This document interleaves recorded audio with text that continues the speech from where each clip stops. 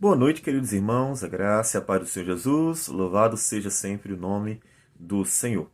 Vamos dar início a mais um estudo bíblico e vamos dar continuidade ao estudo sobre as alianças bíblicas. Hoje nós veremos a segunda aliança bíblica. Está em Gênesis capítulo 3. Para isso, nós vamos orar ao Senhor, então começaremos o nosso estudo. Vamos orar ao nosso Deus. Senhor Deus amado, bendito seja o teu nome. Queremos dar graças ao Senhor por tudo. Queremos te louvar, te bendizer, por tua graça e misericórdia, por tudo que o Senhor tem feito, pelo teu cuidado para conosco, segundo as tuas promessas. Que o Senhor nos ajude a compreender a tua palavra, para que possamos nos alegrar em ti e possamos, Senhor Deus, servir melhor, para que desfrutemos melhor de tuas promessas e possamos ensinar a tua palavra com fidelidade. Que o Senhor fale ao nosso coração por esse estudo. Que o Senhor nos abençoe. Em nome do Senhor Jesus. Amém, Senhor. Amém. Pois bem, o nosso estudo de hoje está mais focado no capítulo 3 de Gênesis, onde vai ocorrer a segunda aliança bíblica.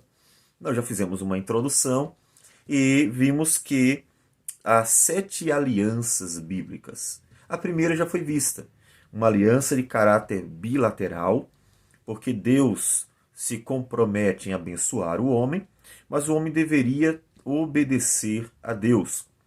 Agora, depois então da queda essa que nós vamos ler agora em Gênesis capítulo 3, nós vamos começar uma série de alianças unilaterais, ou seja, alianças em que elas estão fundamentadas apenas no Deus que faz a promessa, não numa relação bilateral, ou seja, não depende do homem em hipótese alguma.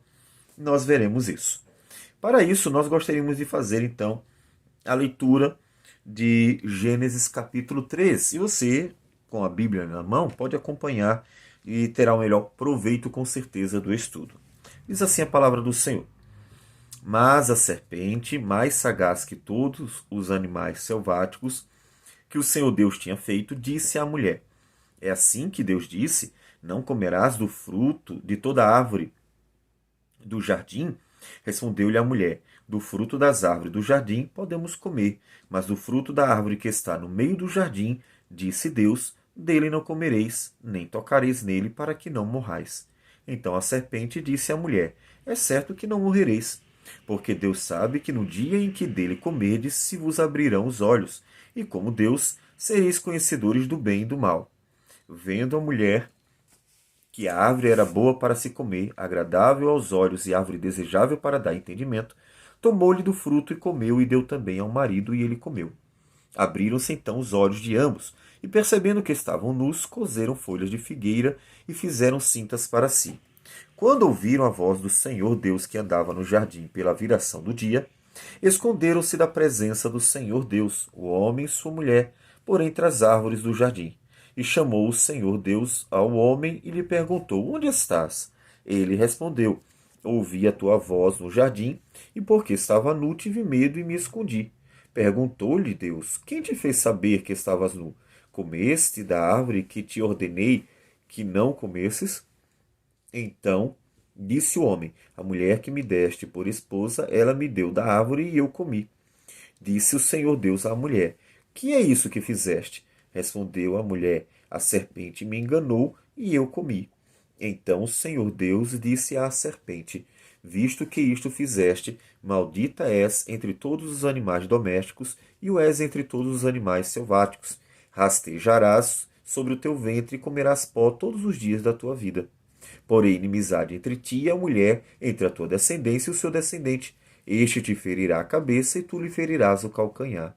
E a mulher disse: Multiplicarei sobremodo os sofrimentos da tua gravidez. Em meio de dores darás à luz filhos. O teu desejo será para o teu marido, e ele te governará. E Adão disse: Visto que atendeste à voz da tua mulher, e comeste da árvore que eu te ordenara não comesses, maldita é a terra por tua causa. Em fadigas obterás dela o sustento durante todos os dias da tua vida. ela produzirá também cardos e abrolhos, e tu comerás a erva do campo. No suor do rosto comerás o teu pão, até que tornes a terra, pois dela foste formado, porque tu és pó, e ao pó tornarás. E deu o homem o nome de Eva, a sua mulher, por ser a mãe de todos os seres humanos. Fez o Senhor Deus vestimenta de peles para Adão e sua mulher, e os vestiu. Então disse o Senhor Deus: Eis que o homem se tornou como um de nós, conhecedor do bem e do mal. Assim que não estenda a mão e tome também da árvore da vida e coma e viva eternamente. O Senhor Deus, por isso, o lançou fora do jardim do Éden, a fim de lavrar a terra de que fora tomado. E expulso o homem, colocou querubins ao oriente do jardim do Éden, e o refugiu de uma espada que se revolvia para guardar o caminho da árvore da vida. Muito bem. Então, o homem e a mulher, eles desfrutaram, até antes da queda, de todos os benefícios da aliança. E esses benefícios durariam enquanto eles tivessem vida. Lembre-se que eles eram imortais. Obviamente, essa vida estava relacionada à obediência, ao não comer do fruto do, como diz o texto de Gênesis 2,17, não comer da árvore do conhecimento do bem e do mal. Então, durante toda a sua vida, ele poderia viver 1.000, 2.000, 3.000, 5.000, 10.000 anos, o tempo que ele vivesse, ele desfrutaria das bênçãos, porque a aliança com Deus anterior era uma aliança de bênçãos. Ele desfrutaria de um monte de bênçãos, inclusive do paraíso, um sinal da aliança com o homem, e ele desfrutaria de tudo que estava dentro também deste paraíso. Ou seja, enquanto ele estivesse em vida, a aliança divina regeria a relação entre Deus e o homem, entre o homem e a criação. Então, uma aliança de vida. O que aconteceria? Haveria plena provisão de tudo lá no paraíso. Haveria plena harmonia com a criação lá no paraíso. Haveria plena comunhão com Deus lá no paraíso. E haveria plena vida e imortalidade e também pureza. Eles não eram perfeitos, porque se fossem perfeitos, eles não teriam pecado. Se fossem incorruptíveis, também não teriam pecados, mas eles eram puros. Então eles teriam plena vida, imortalidade e pureza lá no paraíso. Ou seja, lá no paraíso, porque o paraíso era o sinal da aliança entre Deus e o homem. E a morte, ela encerraria a aliança de tal modo que, consequentemente, o paraíso seria tirado, porque ele era o sinal da aliança entre Deus e o homem. Mas o que acontece, como nós lemos no capítulo 3, é que o homem e a mulher, eles trazem a morte para si, né, ao comerem do fruto da árvore do conhecimento do bem e do mal. Trouxeram então a morte, como Deus havia dito: certamente morrerás se você fizer isso. E ao entrar a morte no mundo, a aliança que foi feita no Éden, que é aquela aliança lá no paraíso, ela é encerrada. Por que ela é encerrada? Porque a aliança é um pacto de vida entre duas ou mais pessoas. Um pacto de vida porque só a morte pode encerrar uma aliança. Entre duas ou mais pessoas, porque ainda que seja comum duas pessoas fazerem aliança, como o casamento, mas a aliança pode ter mais pessoas, como é o caso de nações, né? O Abraão fazer aliança com Abimeleque, mas que beneficia uma nação inteira. Então, a aliança, ela, em geral, são duas pessoas envolvidas, mas pode até mesmo ter mais pessoas envolvidas na aliança. E com o fim da aliança divina, Adão e Eva perderam todos os benefícios, inclusive o paraíso, que era esse sinal da aliança entre Deus e o homem, certo? Então isso acontece aqui em Gênesis 3 e nós vamos ver detalhes sobre isso aí. A morte deu fim à aliança edênica e o sinal é retirado, como nós falamos.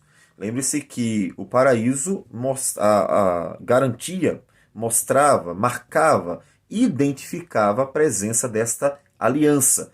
Qual era a certeza da aliança entre Deus e o homem? Era o paraíso. O paraíso, ele era um sinal dessa aliança. E abrindo aqui um parênteses, porque a gente sempre está fazendo uma relação com o matrimônio, a gente deve mostrar que, de modo semelhante, a aliança matrimonial ela teria o fim apenas com a morte. Veja que o homem e a mulher não morreriam antes, né? Eles eram imortais, eles não eram eternos. Veja uma diferença. Eterno é o que não tem começo nem fim. Só Deus é eterno. A gente fala de vida eterna pensando em qualidade, ainda que também no fato de que ela não terá fim. Todavia é eterno mesmo, pensando no termo, somente Deus é eterno, né? Mas o homem era imortal. Então o casamento do homem seria por toda a sua vida. Enquanto ele não morresse, o casamento duraria. Então, com a morte entrando na criação, o casamento dura até a morte, porque é uma aliança. A aliança ela dura até a morte. E aí umas coisas interessantes para a gente ver sobre o casamento, sobre essa aliança do casamento, para a gente estar sempre aprimorando o conhecimento também sobre a questão conjugal, gostaria de mostrar 4 pontos.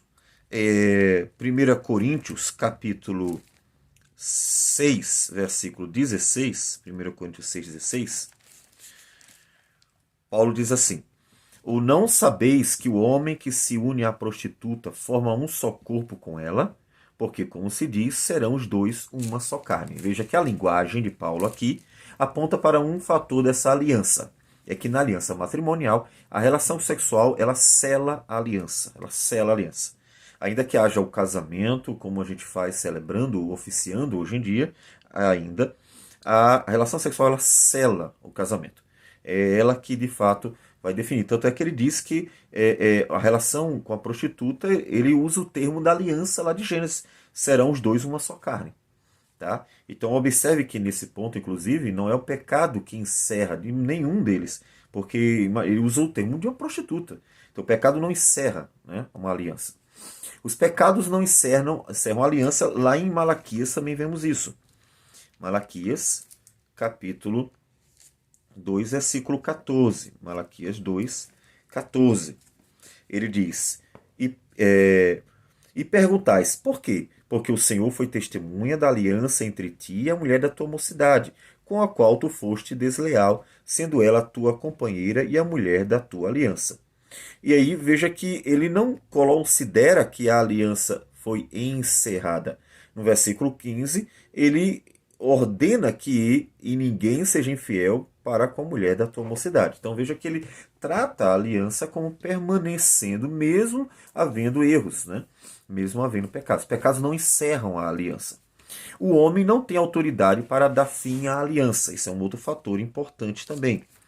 Mateus 19, versículo 6.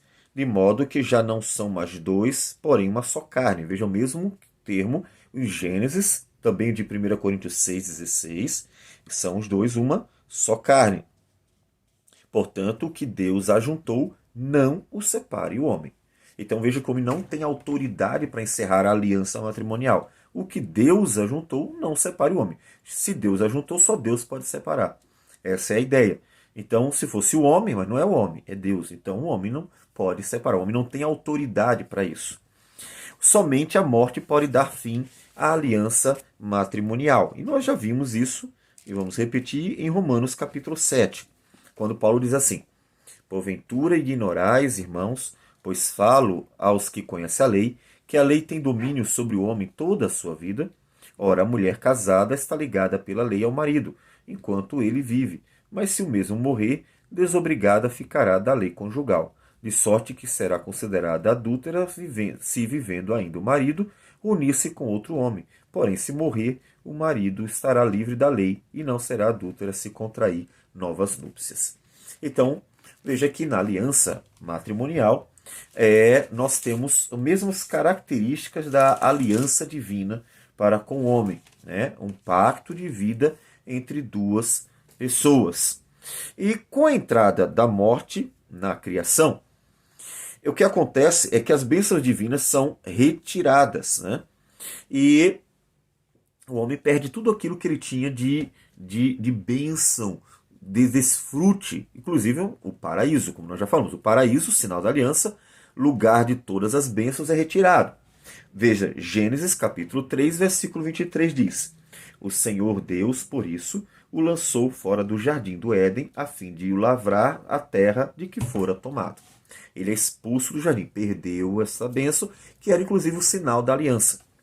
A imortalidade também é perdida, pois a morte entrou na criação. Gênesis 3,19. Ele diz: no suor do rosto comerás o teu pão, até que tornes a terra, pois dela foste formado, porque tu és pó e ao pó tornarás. E está se referindo à morte, né? Então a morte também. Aí ele perdeu o quê? A bênção da imortalidade. A pureza do homem e da mulher, pois passaram a conhecer o mal. Gênesis 3:22. Ele diz: então disse o Senhor Deus: eis que o homem se tornou como um de nós, conhecedor do bem e do mal, assim que não estenda a mão e também torne da árvore da vida. Então veja que eles passaram a conhecer o mal. Tanto é que eles, assim que comeram, perceberam que estavam nus, perdeu a pureza, né? E tiveram medo de Deus. Então veja a pureza perdida, né? A pureza perdida por causa do pecado. Também a harmonia da criação foi perdida. Gênesis 3:18 diz assim: ela, ou seja, a terra, produzirá também cardos e abrolhos, e tu comerás a erva do campo. Então veja, a harmonia da criação. A criação, que foi feita muito boa, agora possui uma série de problemas, uma série de males, né? Ela produz também coisas ruins, cardos e abrolhos, não apenas as coisas boas, né? E a plena comunhão com o Criador também é perdida. A plena comunhão, como nos diz os versículos de 8 a 10. Quando ouviram a voz do Senhor Deus que andava no jardim pela viração do dia, esconderam-se da presença do Senhor Deus o homem e sua mulher, por entre as árvores do jardim. E chamou o Senhor Deus ao homem e lhe perguntou: onde estás? Ele respondeu: ouvi a tua voz no jardim, e porque estava nu, tive medo e me escondi. Veja que a comunhão com o Criador, aquela comunhão plena, foi perdida. Ele teve medo de Deus, não a alegria ao ser chamado por Deus. Ele teve medo de Deus. Então veja prejuízos por causa da morte. E a morte, quebrando a aliança, ele perde todos os benefícios que tinha naquela aliança feita com Deus. Certo? Bom, por causa da desobediência do homem e da mulher, Deus então vai aplicar castigos. Veja, é o contrário.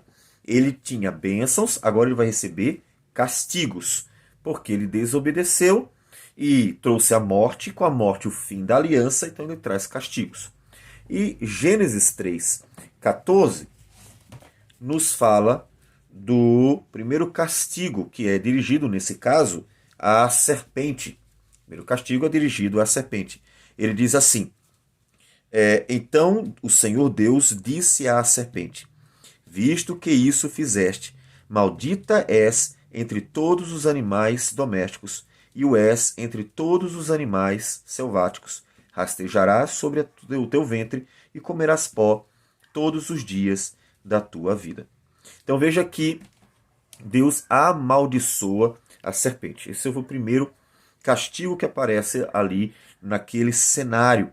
Um cenário de queda, de desobediência, de morte. É a maldição sobre a serpente que levou Adão e Eva à queda.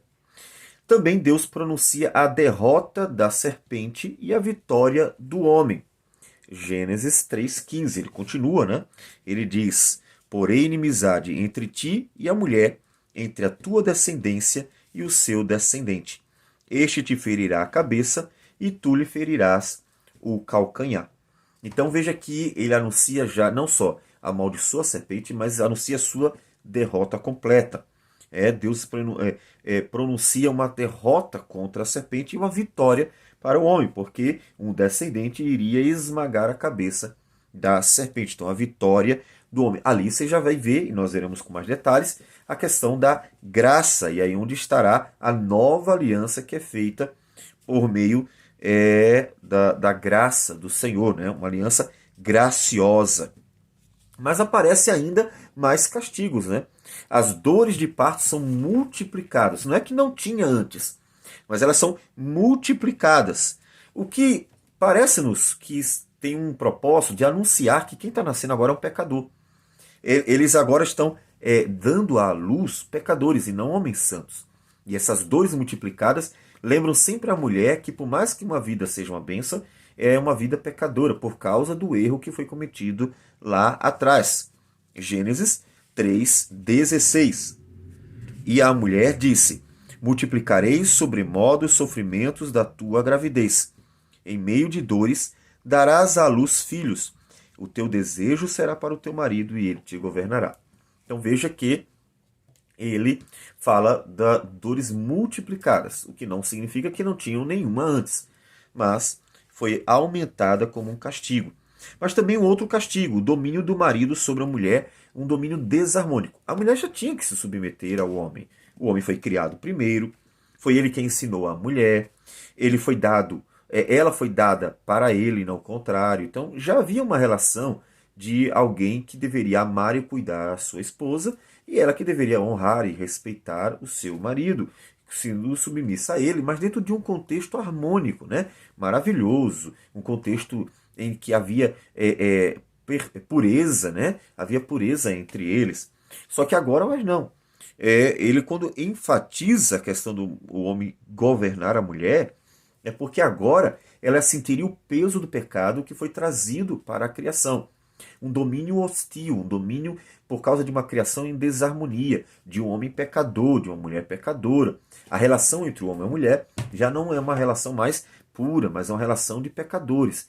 Isso, e aí aqui para conforto já dos irmãos, somente vai ser restaurado por meio de Cristo Jesus. Tanto que no Novo Testamento, quando se fala de casamento numa alusão à relação entre Cristo e a igreja, porque Cristo é o restaurador, né, do casamento, de forma que o homem possa amar em Cristo Jesus, amar a mulher como Cristo ama a igreja, a mulher possa ser submissa ao marido como a igreja deve ser a Cristo, uma restauração da relação que o homem e a mulher devem ter no casamento. Isso acontece em Cristo Jesus.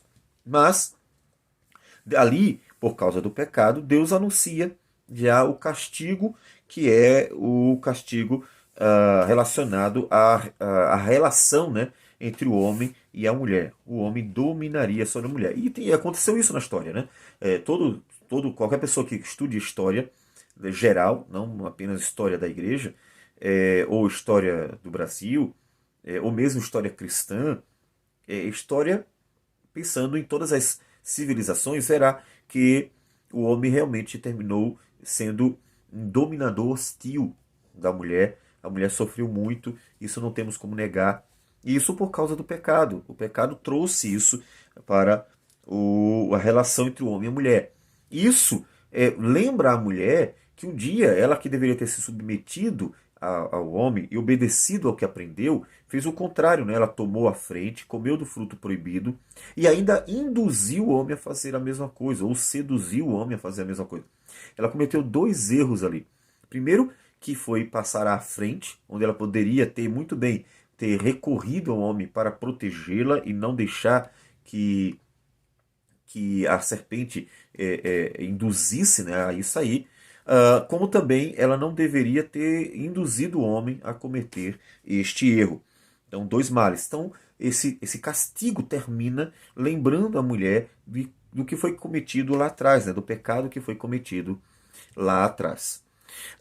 A criação se tornaria escrava da corrupção, e aí a gente deve lembrar o que diz Paulo em Romanos, capítulo 8. Romanos capítulo 8, 18 a 22, ele diz assim: porque para mim tenho por certo que os sofrimentos do tempo presente não podem ser comparados com a glória a ser revelada em nós. A ardente expectativa da criação aguarda a revelação dos filhos de Deus, pois a criação está sujeita à vaidade, não voluntariamente, mas por causa daquele que a sujeitou, na esperança de que a própria criação será redimida do cativeiro da corrupção, para a liberdade da glória dos filhos de Deus. Porque sabemos que toda a criação, a um só tempo, geme e suporta angústias até agora.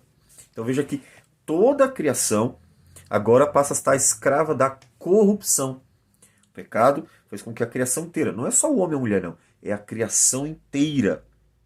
E amaldiçoada, né? Veja que Deus diz isso para Adão, em Gênesis 3, 17 e 18. E a Adão disse, visto que atendeste à voz da tua mulher, e comeste da árvore que eu te ordenara não comesses, maldita é a terra por tua causa. Em fadigas obterás dela o sustento durante os dias de tua vida.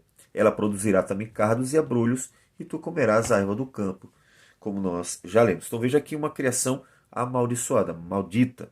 Ela sofre as angústias, a corrupção, porque fora amaldiçoada. E o homem tiraria seu sustento por meio de um trabalho penoso. Não é que o trabalhar seja uma maldição, de forma alguma. Até porque o trabalho foi dado ao homem muito antes da queda. Quando Deus tomou o homem e colocou no paraíso, no jardim, no lugar maravilhoso, Deus disse: cultive e guarde. Deus colocou o homem no jardim para cultivar e guardar. Então, trabalho é bênção. Trabalho é bênção. Inclusive, basta você parar de trabalhar e ficar sem fazer nada, que você vai ver que a vida perde até mesmo a graça. Né? Nós precisamos ser úteis, servir, nós precisamos trabalhar. Trabalhar é bênção, é nos fazer úteis no dia a dia e nos dar a oportunidade de servir as pessoas. Todavia, ele fala do trabalho como também tendo sofrido os danos da queda. Em fadigas obterás dela o sustento. Ou seja, agora o trabalho é penoso. Agora o trabalho tem uma criação contrária, por exemplo. Agora o homem vai semear, mas tem a seca. Agora o homem vai construir uma casa, mas o temporal vai derrubá-la. Agora o homem vai tentar, vai precisar caçar e vai caçar animais selvagens, né, que vão tentar também matar o homem. Uma criação em desarmonia faz com que o próprio trabalho do homem também sofra os danos. Né?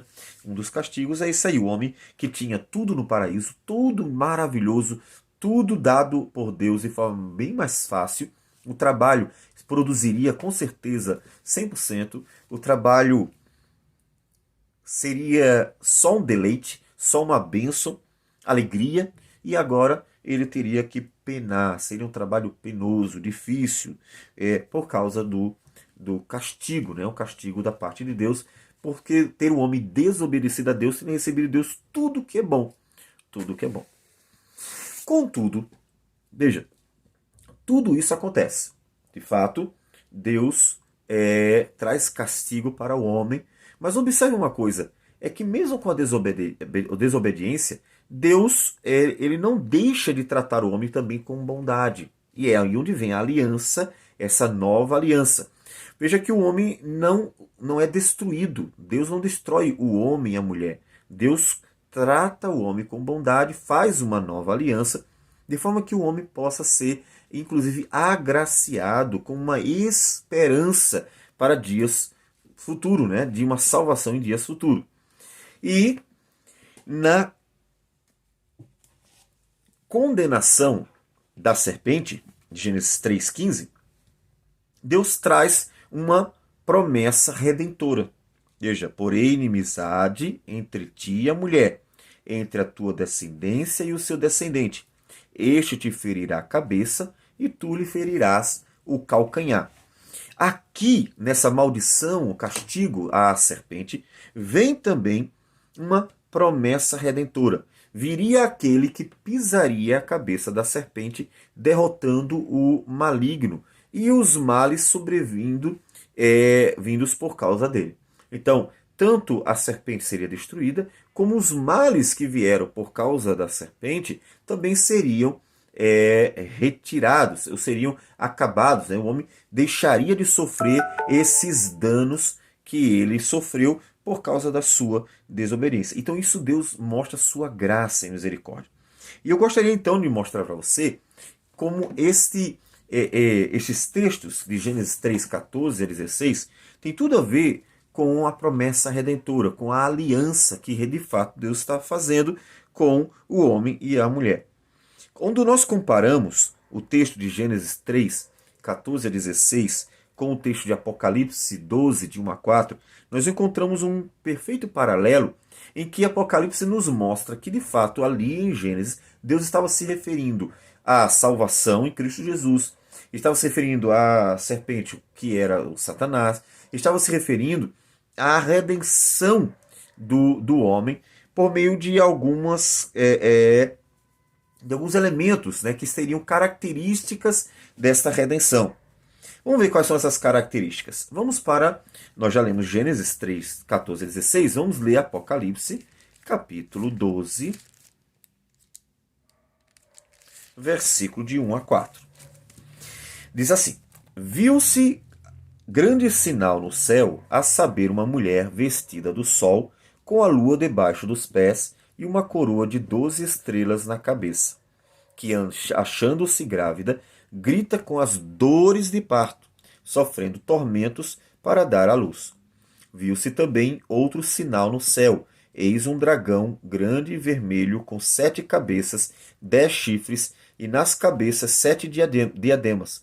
A sua cauda arrastava a terça parte das estrelas do céu, as quais lançou para a terra. E o dragão se deteve em frente da mulher que estava para dar à luz. Então, vamos fazer algumas comparações aqui.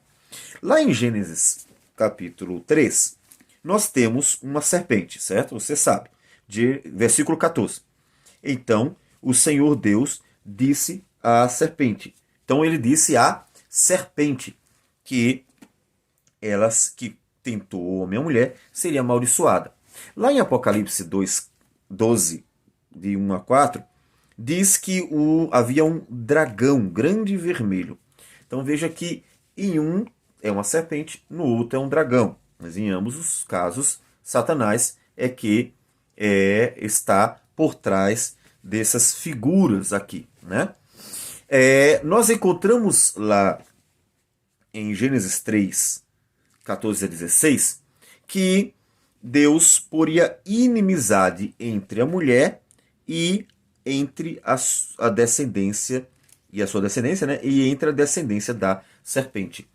Lá em Apocalipse 12, no versículo de número 4, diz o texto que o dragão se deteve em frente da mulher que estava para dar à luz. Ou seja, se deteve para se opor, se colocou ali para tentar destruir a mulher e o filho que estava para nascer. Certo? Então veja que há paralelos entre os textos. Lá em Gênesis 3, nós temos a mulher que seria a geradora, né, do Salvador. E em Apocalipse também aparece a mulher vestida do sol, com a lua debaixo dos pés e uma coroa de 12 estrelas na cabeça. Então veja que em ambos os casos há uma mulher que está sendo relacionada ao nascimento do Salvador. Veja que aqui em Gênesis 3 é o descendente da mulher que é o Salvador, não é a mulher, é o descendente. Em Apocalipse também diz que é o filho, né, da mulher que nasceria e que o dragão quer devorar. É ele o Salvador que o dragão quer devorar. Também vemos que em Gênesis 3, a mulher que recebe o castigo de ter multiplicado os sofrimentos de sua gravidez, né, daria à luz pelo sofrimento. Lá em Apocalipse é interessante que esta mulher de Apocalipse, vestida do sol com a lua debaixo dos pés e uma coroa de 12 estrelas na cabeça, está grávida e com dores de parto, sofrendo tormentos para dar à luz. Em todos os dois casos, a mulher também tem dores de parto. É claro que aqui em Apocalipse 12 é Israel, a mulher, não é uma mulher mesmo. É a nação de Israel comparada com a mulher. E é essa nação que será um instrumento para dar à luz ao Filho de Deus. Então veja que, comparando Gênesis 3, de 14 a 16, com Apocalipse 12, de 1 a 4, nós vamos encontrar que as palavras de Deus referidas a Adão e Eva são relacionadas à salvação em Cristo Jesus. Apocalipse faz esse paralelo, tornando para nós claro que de fato ali há uma promessa redentora, uma promessa em que o filho da mulher iria trazer a redenção para o homem, para o ser humano, né? Para o ser humano. Bom, todavia eu sei que você já percebeu quando nós lemos que o termo aliança não aparece aqui em Gênesis 3. Nós já falamos, o termo aliança só vai aparecer pela primeira vez em Gênesis capítulo 6, versículo 14, quando Deus diz que estabeleceria sua aliança com Noé. Só vai aparecer lá. Mas os elementos da aliança aparecem aqui em Gênesis 3. Vamos ver esses elementos. Primeiro, veja que Deus faz uma promessa, né? Ele faz uma promessa de que este te ferirá a cabeça e tu lhe ferirás o calcanhar. Essa promessa, né, que a palavra de Deus é sempre uma palavra perfeita, podemos considerar como o juramento da aliança. É a promessa que Deus faz da redenção. Aquele que pisaria a cabeça da serpente e que nesse momento também seria ferido pela serpente no calcanhar. Então, a promessa da aliança, o juramento da aliança está presente, ainda que não tenha o termo aliança. Também ocorre aqui o derramamento de sangue, né? E como diz Hebreus, capítulo 9, versículo 22, ele diz que sem derramamento de sangue não há remissão de pecados. E aqui em Gênesis 3, versículo 21, acontece, quando diz assim: fez o Senhor Deus vestimenta de peles para Adão e sua mulher e os vestiu. Então ele fez vestimenta de peles porque para isso ele precisou que algum animal fosse morto. Seria aqui o primeiro sacrifício, primeiro animal morto, tirado a sua pele para fazer uma roupa que cobrisse o homem e a mulher, representando o cobrir do pecado, né? Porque a nudez foi reconhecida apenas depois que o homem pecou, né? Por causa da pureza foi tirada. Então observe que está aqui o sangue da aliança está presente. O sangue em que Deus firma a aliança, podemos dizer assim, de forma que eles são coberto o pecado deles por causa desse sacrifício, né? Também há um sinal de aliança que é dado. Veja que o sinal de aliança é que haveria inimizade entre a mulher, os descendentes dela, e os descendentes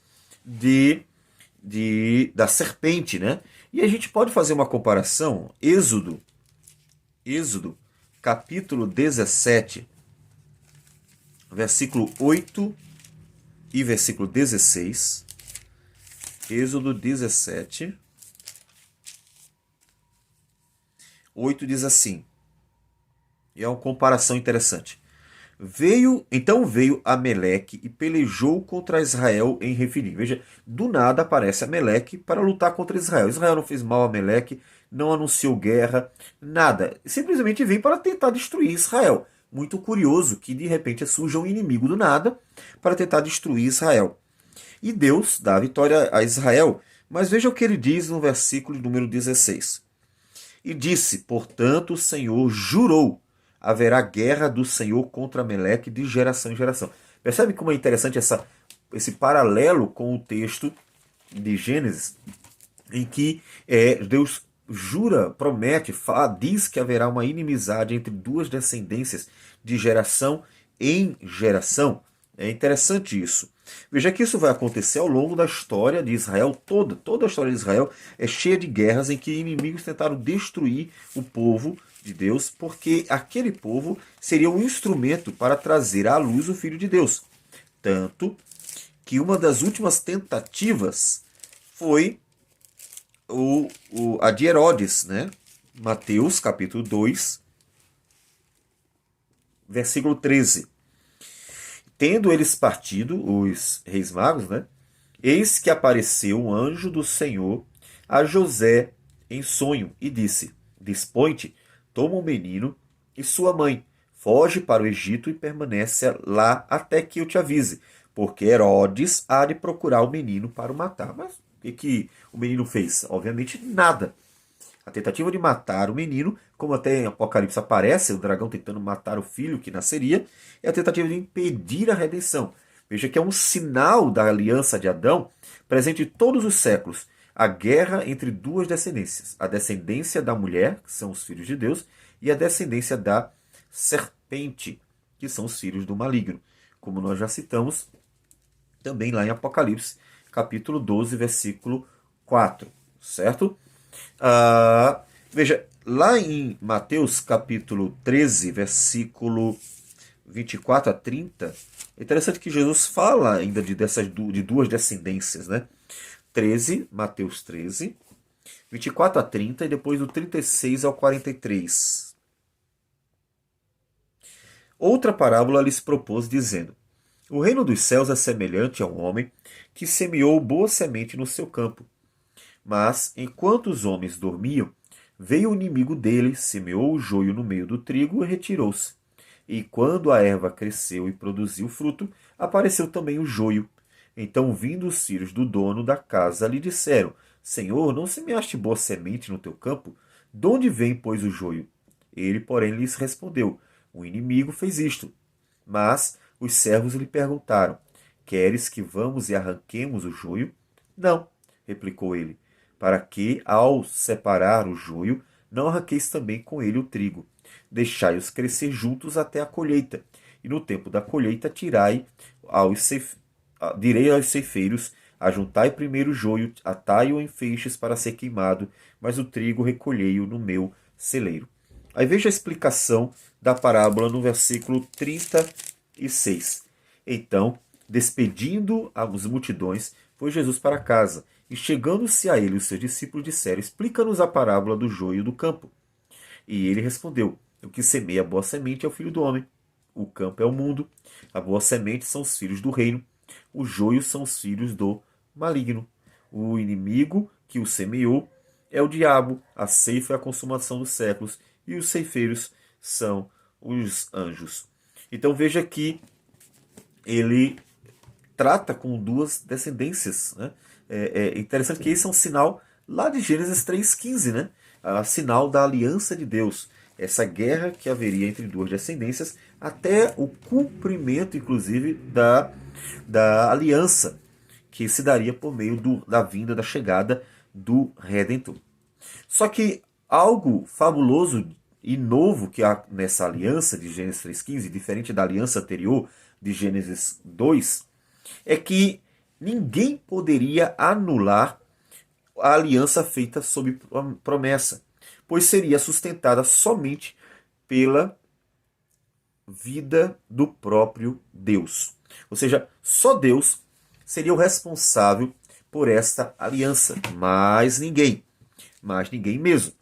Deuteronômios 9,5. Deuteronômios 9,5.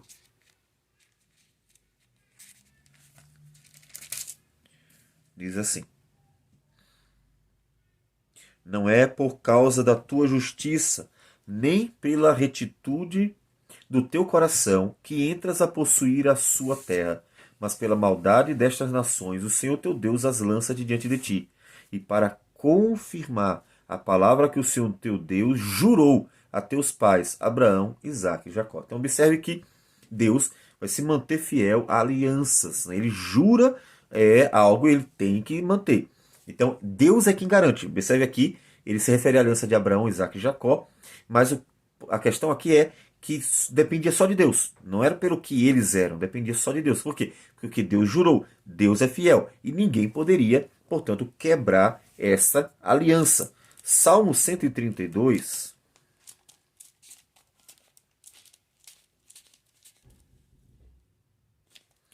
Salmo 132, versículo 11.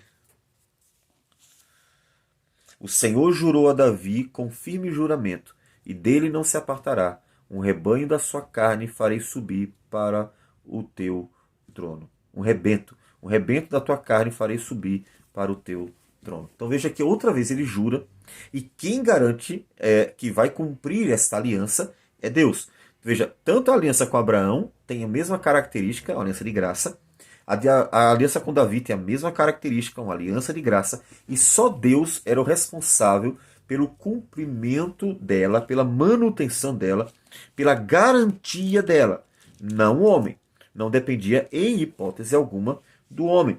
Lá em Hebreus, capítulo 6, versículo 13, nos diz o autor: Pois quando Deus fez a promessa a Abraão, visto que não tinha ninguém superior por quem jurar, jurou por si mesmo. Então veja que é uma aliança em que o juramento é feito em nome do próprio Deus. Só Deus faz. É uma aliança, por isso, unilateral. Porque ninguém pode anular a aliança. Deus não jamais, obviamente, iria quebrar essa aliança, porque Deus é fiel, Deus é verdadeiro, e essa aliança, portanto, duraria para sempre, né? Uma aliança fiel e verdadeira.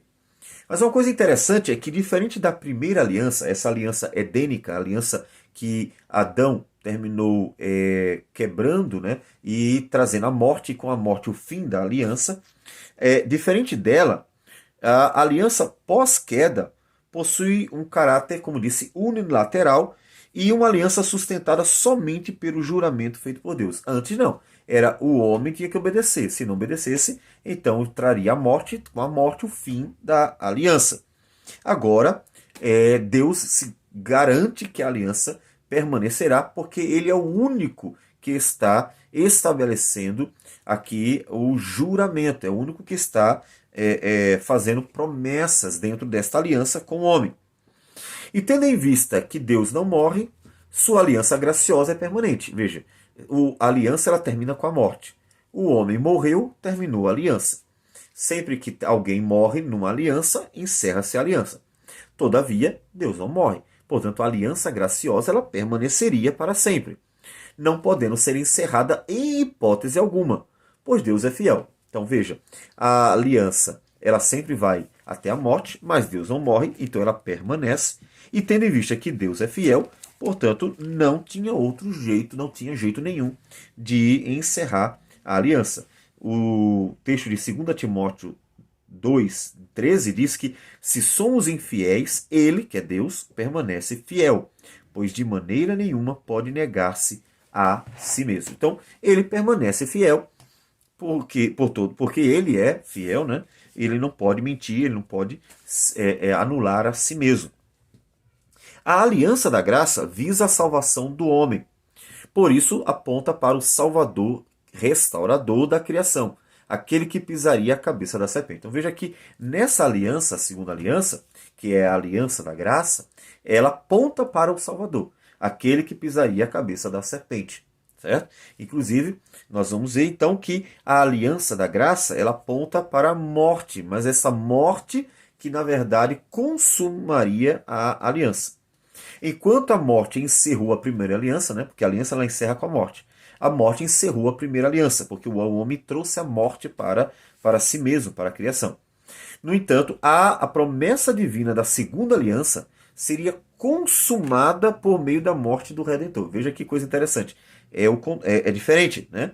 Por quê? Porque seria uma morte em lugar do pecador, a fim de que o pecado fosse vencido completamente através da satisfação da justiça divina. Então, enquanto na primeira a morte encerrou a aliança, na segunda a morte do Redentor é que consumaria a aliança. Né? Não encerrar, mas consumar a aliança. Faria com que a promessa fosse cumprida. Né? Não encerrando a aliança, mas cumprindo as promessas da aliança. E isso se dá, obviamente, em Cristo Jesus. Vejam a aliança feita lá atrás, uma aliança feita com Adão e Eva, com informações realmente bem curtas, objetivas, poucas informações comparadas com o que nós vamos tendo no decurso da revelação de Deus. Então veja que aqui em Gênesis 3, Deus mostra graça, Deus mostra misericórdia, Deus mostra bondade, porque ele poderia ter destruído o homem, ele poderia simplesmente ter encerrado. Ele não disse que certamente eles morreriam, todavia Deus, com sua bondade, vai fazer uma nova aliança. O homem não conseguiu cumprir ou se manter firme e fiel à primeira aliança. Deus então faz uma nova aliança em que só o nome dele garante a permanência da aliança. E nessa segunda aliança ele promete ao homem a salvação. Ele promete ao homem que traria o Salvador para que finalmente o homem pudesse ter novamente uma relação com Deus, com o Criador, e até mesmo a voltar a ter a harmonia dentro da criação. Veja, são poucas informações, é verdade. A revelação da salvação aqui, em Gênesis 3,15, nessa aliança, né, que é uma aliança bastante nova, uma aliança que tem poucos dados, poucas informações, é uma aliança introdutória, vamos dizer assim, uma promessa de redenção introdutória, contém pouquíssimas informações sobre a redenção, mas ela é suficiente para que o homem vivesse pela fé e então vivesse também pela esperança da redenção. Isso é importante a gente considerar. Cada nova aliança de graça, cada nova aliança em que Deus vai prometer o Redentor, ela se liga à aliança anterior como sendo uma renovação da aliança, mostrando que Deus não esqueceu sua primeira aliança. A primeira aliança feita pela graça é essa. Essa é a segunda aliança, pensando em todas elas, né, das 7, mas de caráter gracioso é a primeira. E depois dessa vem uma série de outras alianças graciosas.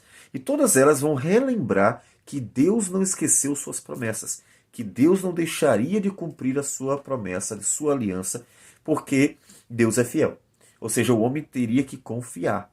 E cada vez que Deus desse novas informações sobre a aliança, Deus exigia do homem que cresce, né? O homem ele não garantia a aliança, mas o homem se apropriaria da aliança por meio da fé. Observe, não é que a fé do homem era o critério para o cumprimento da aliança, porque a aliança era sustentada somente por Deus, porque Deus jurou por si mesmo. Todavia, para o usufruto da aliança, o homem precisava crer. Né? Por isso diz que Abraão teve a justiça imputada sobre ele, porque ele creu nas promessas de Deus. A aliança depende de Deus, mas o usufruto da aliança é preciso, obviamente, que o homem creia naquilo. Se ele despreza a aliança de Deus, ele não desfruta dos benefícios dessa aliança, obviamente. Então, tudo que Deus dava de informação, de revelação sobre a salvação, era suficiente para salvar cada geração. Nesse momento, Adão e Eva tiveram algumas informações. Virá o Salvador, que pisará a cabeça da serpente, aquele que restaurará a criação. Apesar que ele nem usa esse termo, né? Mas fala daquele que pisaria a cabeça da serpente. Dá para entender que é aquele que derrotaria o inimigo e traria a redenção. Veja que não há quase informações. Não é falado sobre a justificação, não é falado sobre a realeza, não é falado sobre o sacerdócio, o sumo sacerdote, não é falado sobre as características do Redentor, que seria o filho, do próprio Filho de Deus. Não é falado quase nada. Mas aquilo que é dito é suficiente para salvar Adão, Eva e todo aquele que cresce, ou seja, eles viveriam pela fé, pela esperança nas promessas de Deus, uma aliança suficiente para que o homem vivesse pela fé e pela esperança, para adquirir a salvação quando a aliança fosse cumprida, quando o Salvador viesse, como Jesus veio, e finalmente trouxesse a justificação, trouxesse a nova vida, e eles herdariam isso porque eles lá atrás viveram pela fé, mesmo que fossem coisas tão em poucas informações, em pouca revelação, em tão pequenas promessas ou poucas promessas acerca da salvação. Tudo que Deus revela para nós é suficiente no tempo em que Ele revela para que o homem viva pela fé e então tenha verdadeira relação com Deus, comunhão com Deus e possa então viver pela esperança da salvação. E essa é a primeira aliança. A aliança base, né, para todas as outras alianças da graça em que Deus será aquele que promete, numa aliança unilateral, a salvação do homem.